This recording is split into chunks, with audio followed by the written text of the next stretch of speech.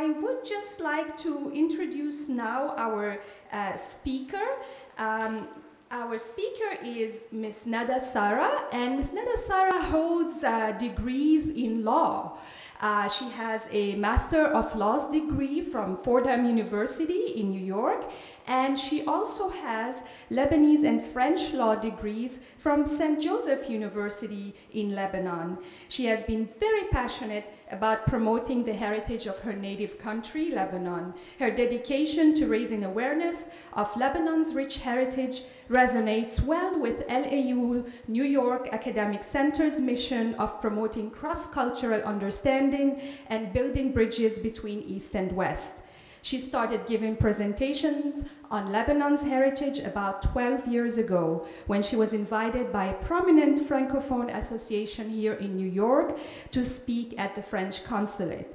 Since then, Ms. Sara has participated in various events, including the Lebanese consulate event last year, to raise awareness of her country's cultural heritage.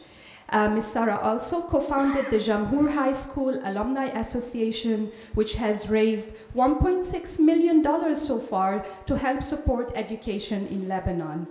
In her talk, she will explore the history and culture of the 5 sites in Lebanon that are registered with UNESCO's World Heritage List. These sites are Biblus, in that order of her talk, Biblus, Tyre, Baalbek, Anjar, and the Khadijah Valley, and also the Cedars of God. Please join me in welcoming Ms. Nada Sara.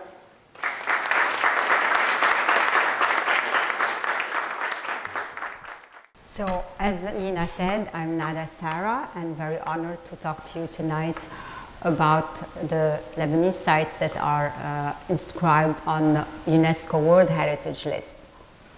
Thank you all for being here. Thank you, Dr. Lina Baidoun, Mr. Edward Shiner, for organizing this beautiful event. Thank you, Dr. Jabra, for hosting us in this new and magnificent LAU Center in New York.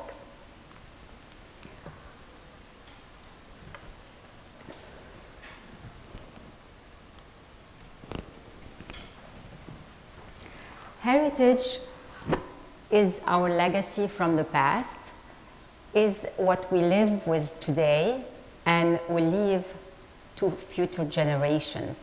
It could be natural or cultural or both. UNESCO have come up and adopted a convention in November of 1972 in Paris. This convention is implemented by 21 members that are elected from state parties. State parties are those countries who have signed the convention to the World Heritage and have pledged to protect their sites and then also to submit new nomination proposals to the committee if they deem that they are worth being added to the list. Lebanon has ratified the convention in 1983 and has 5 listed sites to date, meaning that we can still, if the candidacy is accepted by the committee, have more sites that will be on the World Heritage List. It is worth mentioning that Lebanon stands on a terrain that is prone to earthquake, and the majority of the ruins that all these civilizations have left still lie buried under the sand and need to be uncovered, sand and ground, of course. Our first site is Biblus. It is distinguished because alphabet was developed there and diffused at that time. Biblus is today a modern, bustling town with busy streets and an old port with its marina. But a few meters from the seashore, we stumble on one of the busiest and most complex archaeology sites in the world. Let me tell you a story on how late those ruins were discovered. In 1922, after heavy rains that lasted 4 days, a mudslide uncovered royal tombs that contained sarcophagi. 2 archaeologists from France came, Pierre Montet and Maurice Dunant, and started excavating. We're starting with the Crusader castle that is from the Crusader time. The Temple of Obelisk is another famous temple that is on site, and it is a testimony to the trade that was tight at that time with Egypt. This is the sarcophage of King Ahiram. It is a national treasure and it is in our National Museum. Its importance is enormous because it holds on its lid the first version of the alphabet, of the Phoenician alphabet. The Phoenician alphabet was discovered or invented because the Phoenicians felt the need when they were trading so heavily with Egypt and countries around that they needed to communicate. At that time, the Egyptians had already discovered the hieroglyph. Hieroglyphs were rather drawing that will represent a word, and you needed to know hundreds or thousands of drawings to be able to write. It was not convenient. The Phoenicians came up with an alphabet actually in 2 steps.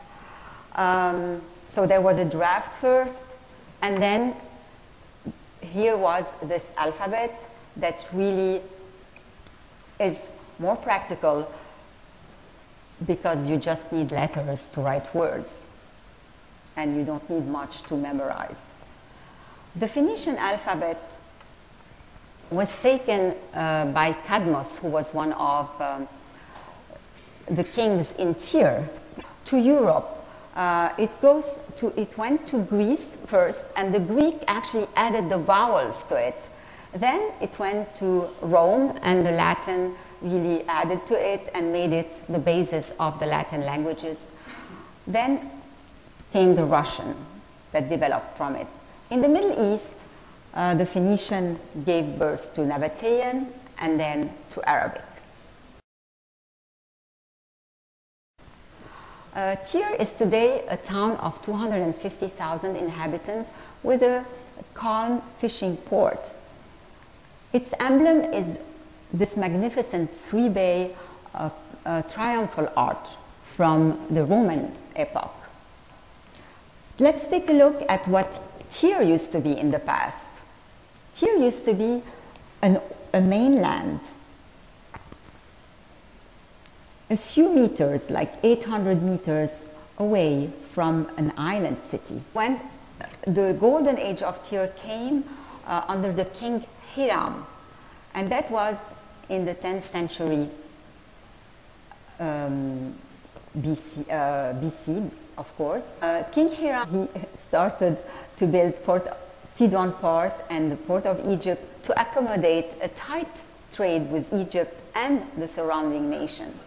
His friend Solomon from Jerusalem asked him for wood, for engineer and for architects to build the Temple of Jerusalem, and Hiram accommodated his request. So large ships of wood from the cedar forest was sent to him. At that time also, we know that the murex, which is a sea snail, has contributed to the manufacturing of a dye that is like a red-purple color. So Tyre really prospered at that time. And again, we know prosperity attracts enemies. So Nabucodonosor from Babylon came in the beginning of the 6th century and besieged Tyre for 13 years in vain. Then came Alexander the Great and also tried to take Tyre. The Tyrians were known for their heroism, and their defense was extraordinary.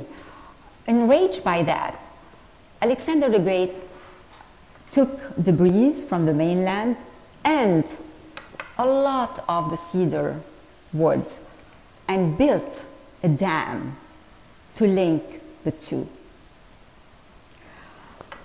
He finally got Tyre, and the Tyrians paid a high price for it. 30,000 Tyrians were massacred or sold to slavery. So entering Elba's side, we go through a Byzantine arch and into necropolis that is Roman and also Byzantine. Dozens of sarcophagi beautifully decorated and some luxuriously decorated, telling that some of those manufacturers of the Murex were buried. What is really of great importance is this hippodrome, the biggest of the antiquity, the largest, because as we can see, it's almost half kilometer long and 123 meter wide. It used to be the site of a death-defying sport, chariot racing. 20,000 spectators could sit on the tiers, as we see, and this is what is on the site.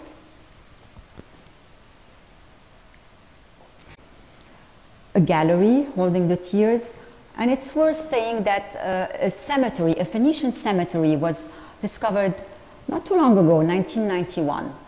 The hippodrome was uncovered in 1967 and the necropolis in 1962, fairly recently.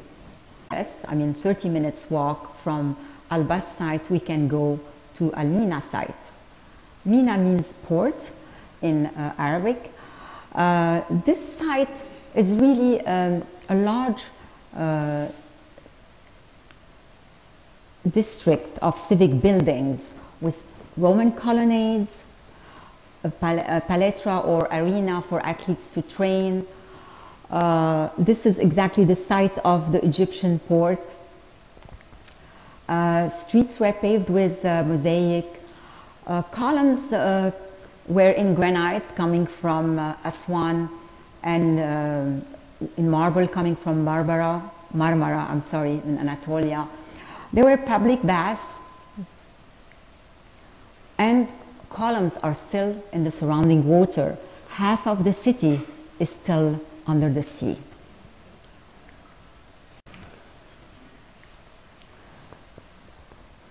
Baalbek actually is in the town of Baalbek that sits at the foot of the southwest slope of anti-Lebanon.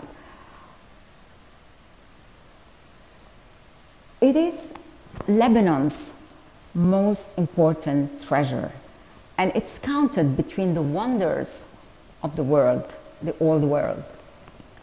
Towering high above the Bekaa Valley, their monumental stature really proclaimed the power and wealth of Imperial Rome. Let's go there. Baalbek has an emblem, and this is it. Those 6 columns that are left from the temple of Jupiter. And fair enough, Jupiter really was the largest temple in this complex. There were the temple of Jupiter, the temple of Bacchus, we're going to talk about that, and then a little temple of Venus. And outside of this enclosed site, there is very little, minimum really, of a temple of Mercury. The temple of Jupiter is really one of the finest and most monumental architecture you can find. It really stands on a podium that is 13 meters high above the ground. We're going to go and explore that.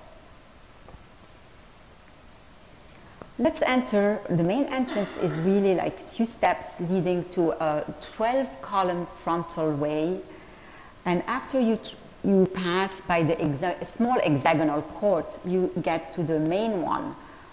Covers a huge surface. And this is where the main sacrifice used to take place. This court had 84 columns, and there were plenty of niches that were in the exedra around it. Abundantly decorated basin for ritual washing, and the altar used to be there, and also a tower for worshipper to be able to see the sacrifices. This large court leads us to the temple of Jupiter. Unfortunately, as I said, these are only what is remaining from that huge temple. This temple really was on a ground 88 meter by 48 meter. Very impressive structure, as I just said. The podium had large stones. Baalbek used enormous stone to build for its temple yard. So this is an example or a picture that shows us the trilithon. The trilithon is a group of 3 stones that are together, and they weigh each 800 tons. This is the scale of this temple. 54 columns were in this temple. Only 6 of them are remaining, and they are on this side here. They lie now in fragments on the ground. You can see that. Here. If you take a look at the entablature, it joined the column with a fresque with the head of lions and bulls and garlands. The height of the column is 19 meters and its diameter is 2.3 meters. Adjacent to the temple of Jupiter is the little temple, as they call it. It's Bacchus. Bacchus is no small temple. It is actually one of the most conserved, the best preserved temple of our time. It used to have 42 columns. We still have 23 of them. It sits on a structure that is 5 meters above the ground, and we get to it through a stairway, 33 steps. It has a lofty entrance with a gate that is profusely decorated. The detailing of the stone is exquisite, and it's really one of the loveliest sights of Baalbek. Its interior is beautifully ornate, and its acoustic is wonderful. This is where the International Festival of Baalbek has held many concerts throughout the year and recitals as well.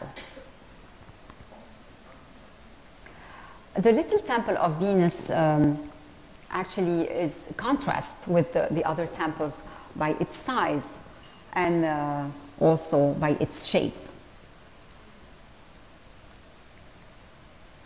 At the southern entrance of Baalbek town, we see this stone that's called the stone of the pregnant woman because of its size and stature.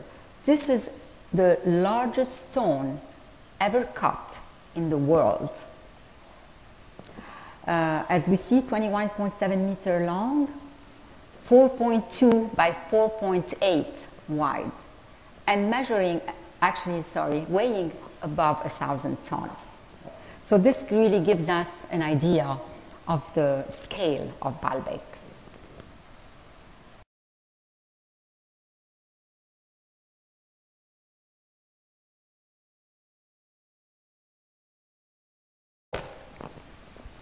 This is the Bekaa Valley, the setting of Anjar. Anjar actually is more important for the information that it holds on the Umayyad dynasty. So this set of ruins really is different from everything you can see in Lebanon. Unlike other sites where you have a superimposition of ruins that are from different epochs, Anjar is solely one. It is the Umayyad ruins. And unlike other sites where you have that were founded like millennia ago. This one is fairly new. It is just early, 8th century AD. Also, it's important because it's a center of inland commerce. It really links Damascus, Homs, and Baalbek to the south. The Umayyad lived in this almost perfect quadrilateral of ruins with a wall 2 meters thick around it. They were very concerned about their security because their history was steeped in wars. Because they really ruled from Damascus over an empire that really stretched from the Hindus Valley to southern France.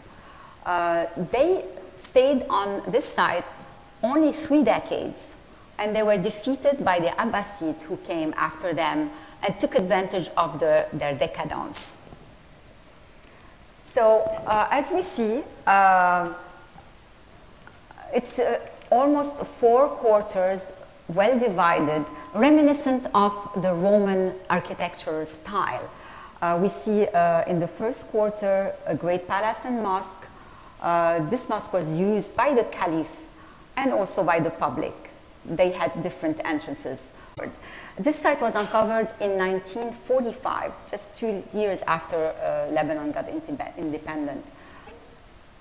This intersection of street, very wide street, 20 meters, this is one of the streets, as I said, 20-meter wide and bordered with a colonnade that used to be the front of shops. There were 600 shops on the site.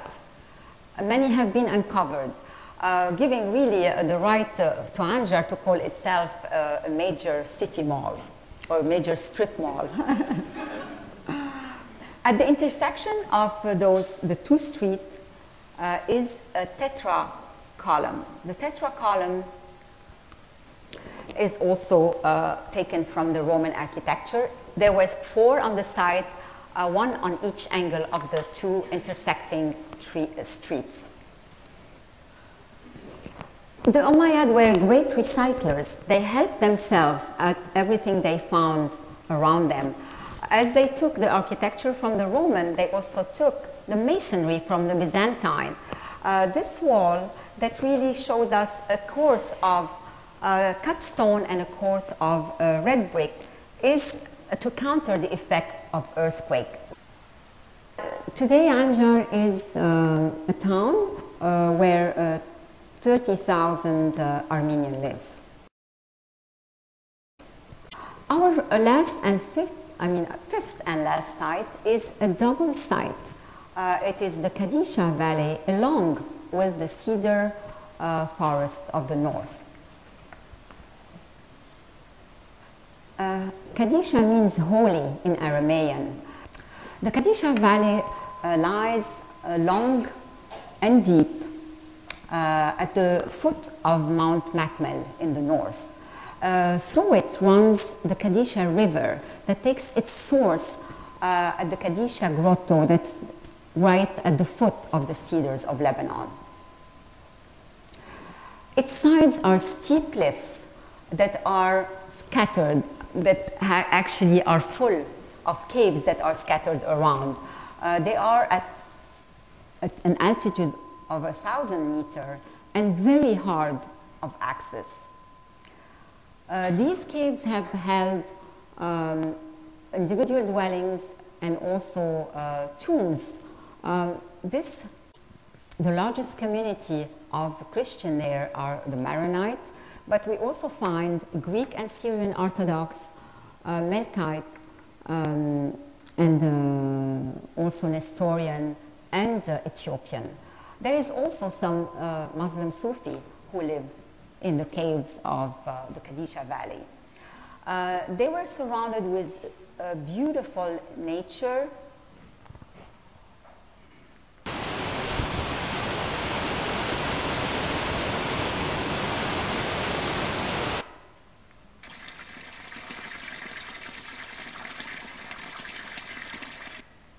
That provided them enough isolation for dedication and meditation.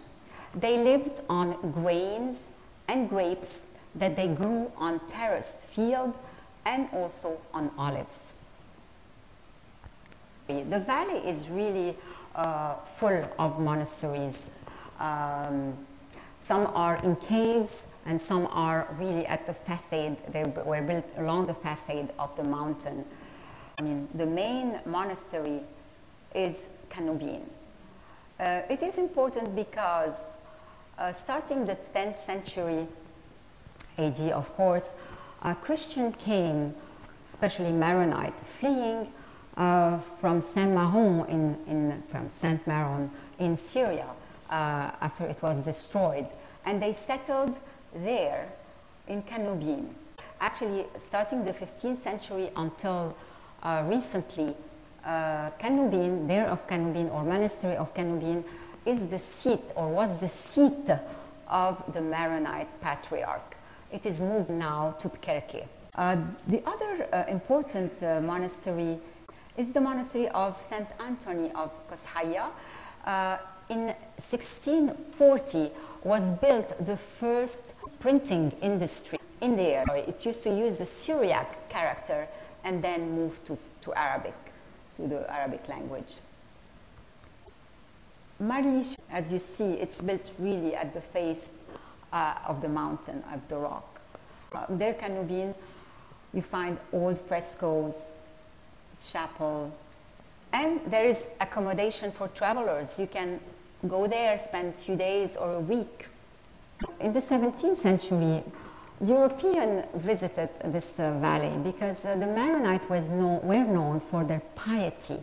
So poets, politicians, readers came and settled for a few time. I mean, for a certain number either of years or forever in the Khadijah Valley.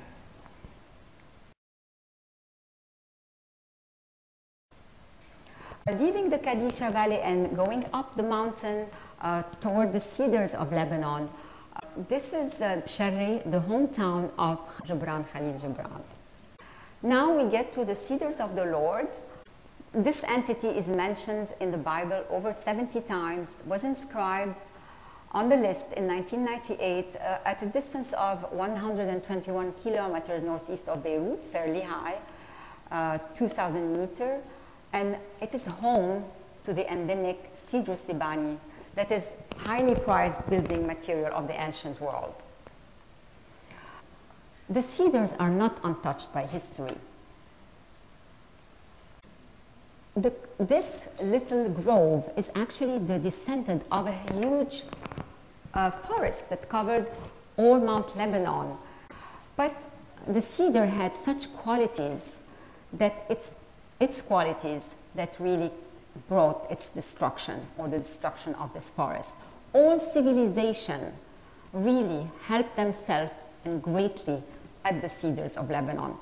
We start with the Phoenicians who built their ships and sent it to people to build their temples. The Egyptian also used its natural resin for the mummification ritual. Babylonian came and helped themselves. Even Nebuchadnezzar was boasting that by his pure hands he had cut some of the cedars of Lebanon. The Greek used it for the statue. They had wood statue, and also, if we remember, Alexander the Great used it heavily to build that dam in Tyre. Even the Ottoman also destroyed the forest, and the British in the new era used it to build this railroad between Haifa and Tripoli. A short period of time in the history was under Hadrian, the Emperor Hadrian in the Roman Empire. He tried to save it and declared it an imperial domain and had it bound into and enclosed by some rocks or some engraved stones, engraved in Latin. Those stones, you find 2 of them at the American University of Beirut Museum. So again, the qualities of the cedar that are actually large logs easy for construction and building, but flexible but hardened with time and as smooth as ivory. And also the bitterness of the wood makes it very durable. It keeps the insects away. This is why, for example, there is a reconstructed ship, little ship, under the Cheops pyramid in Egypt, 5,000-year-old. The cones of the cedar go upward, and some say that it's for that reason that they are called the cedars of the Lord, as an offering to the Lord.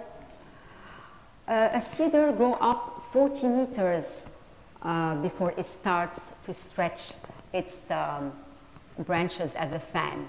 And its trunk can be as large as 13 meters or 15 meters around. Now, another concern came from Queen Victoria in 1876. She financed the construction of a wall that kept the goats away because they used to like to feast on the little saplings. And today we have the Committee of the Friends of the Forest of Cedars that is founded in, since 1985 and very active into clearing the ground around the cedar and growing young cedars. Even the Environment Ministry has an active plan of germination, meaning creating the right climate for the little sapling to grow. And hopefully we're gonna leave a strong cedar legacy and cedar heritage to our future generations.